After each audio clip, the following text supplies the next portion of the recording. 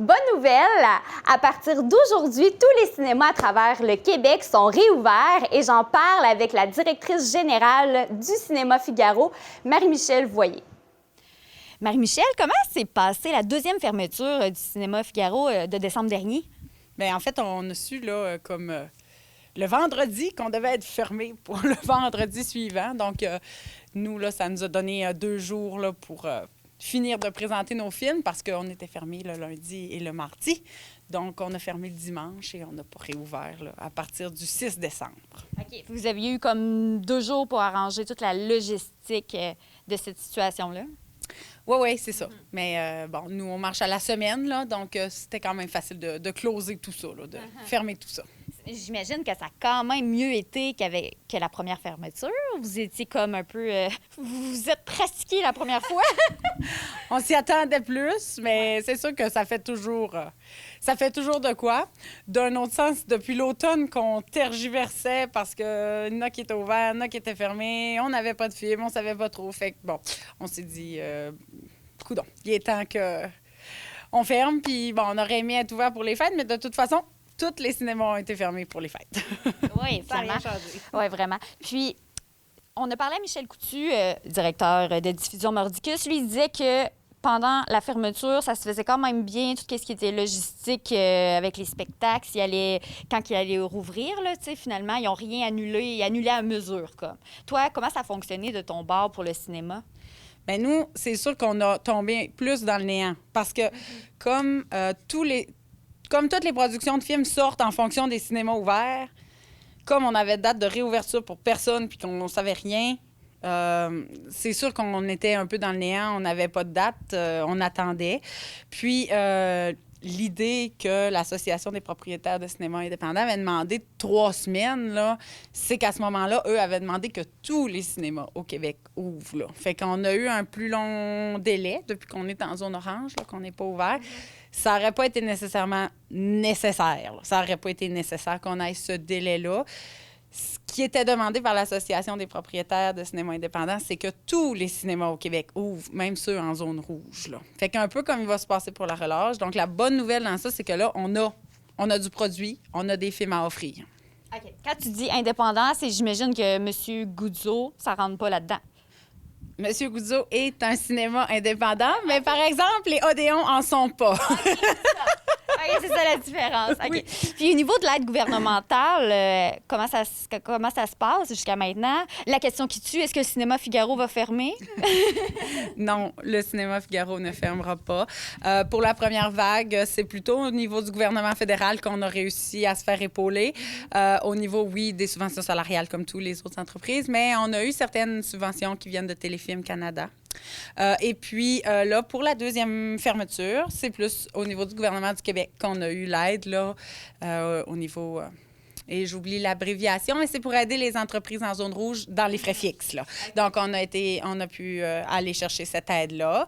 Puis même, il y aurait eu l'aide de la SODEC qui aurait pu... La majorité des cinémas ont été chercher l'aide de la SODEC. Pour notre part, étant donné qu'on a un petit cinéma avec des petits frais, on n'en avait pas besoin. Fait qu'on était comme pas admissible parce que l'aide qu'on avait jusqu'à date avait épongé là, les pertes. Donc, on se retrouve quand même dans une situation financière correcte pour être capable là, de faire une relance, puis on est prêt. Le cinéma Figaro est quand même en santé, a une santé financière. Oui, on va s'en sortir. Parfait.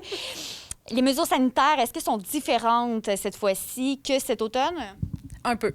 Donc, vous devrez porter, si vous voulez nous visiter au cinéma, vous devrez porter le masque de procédure si vous avez pour vos enfants de 10 ans et plus et tous les adultes. Et vous devrez le conserver durant le film. Donc, évidemment, vous pouvez acheter des confiseries, popcorn, vous le retirez pour manger, puis ensuite, vous remettez le masque durant la projection. En d'autres mots, popcorn, on remet le masque. Popcorn, on remet le masque. Oui, c'est un peu ça. Quand vous mangez, vous pouvez l'enlever, puis quand c'est terminé, vous remettez le masque. L'avantage que ça va avoir, là, je sais que peut-être certains sont un peu incommodés, mais l'avantage, c'est que ça va nous permettre de mettre un peu plus de clients que lors de la première vague. Parce que on devait respecter 2 clients tout autour. Donc, 2 bancs vides tout autour. Donc, 2 bancs vides en avant, 2 bancs vides à chaque côté, 2 bancs vides en arrière. Là, cette fois-ci, on demande seulement de respecter 2 bancs vides à côté de chaque personne ou chaque famille qui est venue ensemble.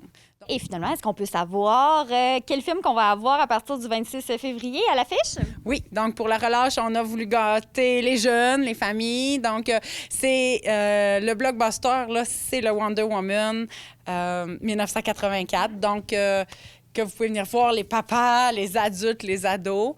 Au niveau de l'animation, on est vraiment contents. C'est le film québécois Félix et le trésor de Morgat.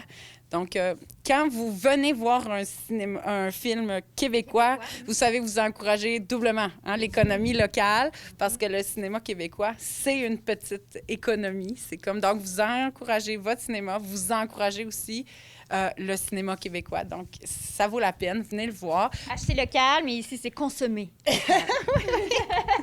Puis, c'est ça, c'est comme doublement consommé local. Puis, Sacrée sorcière aussi, qui est un peu pour les plus vieux, là, 8-10 ans, là, qui pourrait faire un peu peur aux très jeunes. Puis, c'est avec Anna Tawai. Ah oui. Elle qui a fait aussi Miss Personnalité dans les années 2000. Oui. Pour ceux qui s'en souviennent, moi je m'en souviens très bien.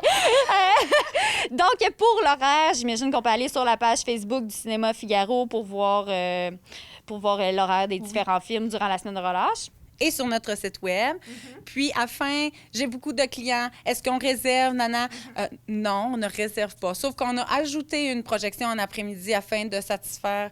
J'ai bon espoir qu'on va avoir une relance forte, qu'il va y avoir du monde. Donc, pointez-vous d'avance. Mais on a une projection autour de 13h et une projection autour de 15h30, plus une en soirée. Là, je ne pouvais pas en mettre en soirée de plus parce qu'à 9h30, il faut que tout le monde soit rendu à la maison. Oui. OK, parfait. Donc, puis par la suite, j'avais une question. Moi, je me demandais, le fameux film La déesse des mouches à feu, on en parle beaucoup dans les médias. Est-ce que, je sais que ça revient dans les salles de cinéma, est-ce que ça va revenir aussi au Cinéma Figaro? Oui, sans faute. On voulait lancer la relâche avec des choses un peu plus familiales. Mais inquiétez-vous pas, la déesse des mouches à feu, si c'est pas la semaine du 5 de mars, ça sera très probablement la suivante, là, 5 plus 7, donc autour du 12-13 de mars. Là. Parfait. Excellent. Bien, merci beaucoup, Marie-Michel. Puis on évite les gens d'aller au cinéma parce que, comme que M. Legault a dit, la circulation entre les régions, le voyage, le moins possible. Donc, c'est une bonne occasion pour aller au cinéma et rester dans sa région. Merci beaucoup. Merci.